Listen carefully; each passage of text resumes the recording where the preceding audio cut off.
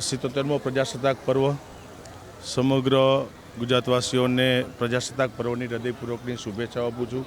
આજે જેતપુરના નવાગઢ ખાતે તવકલ ગ્રુપ અને નગરપાલિકાના પૂર્વ ઉપપ્રમુખ ગુલાબભાઈ પરિવાર દ્વારા આજે 300 ફૂટની ઊંચાઈએ લગભગ મોટા રાષ્ટ્રધ્વજ આજે ફરકાવવામાં આવ્યો છે.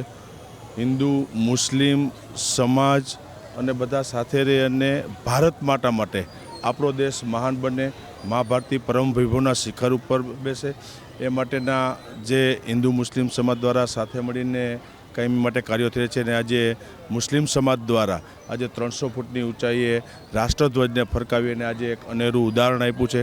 ફરીથી ગ્રુપનો હૃદયપૂર્વક આભાર વ્યક્ત કરું છું. અને આજે 77મો પ્રજાસત્તાક પર્વ અને સમગ્ર દેશની અંદર ભવ્ય રીતે ઉજવણી થઈ રહી છે.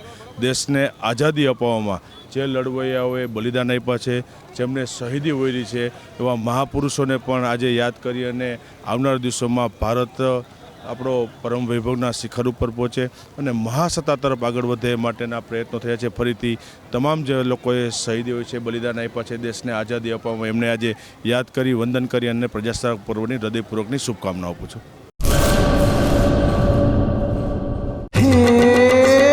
સોનાનો સૂરજ ઉગ્યો રે ખેતરમાં, સાગર લક્ષ્મી બાજરી બિયારણ, લાંબા ડુંડામાં દાણા ભરપૂર, ખેડૂતને આપે ઉપજ ભરપૂર. સાગર લક્ષ્મી બાજરી બિયારણ. સાગર લક્ષ્મી એગ્રીસીડ્સ ઉત્પાદિત હાઇબ્રિડ બાજરી બિયારણ જ વાવો. લક્ષ્મીનો સાગર એટલે સાગર લક્ષ્મી.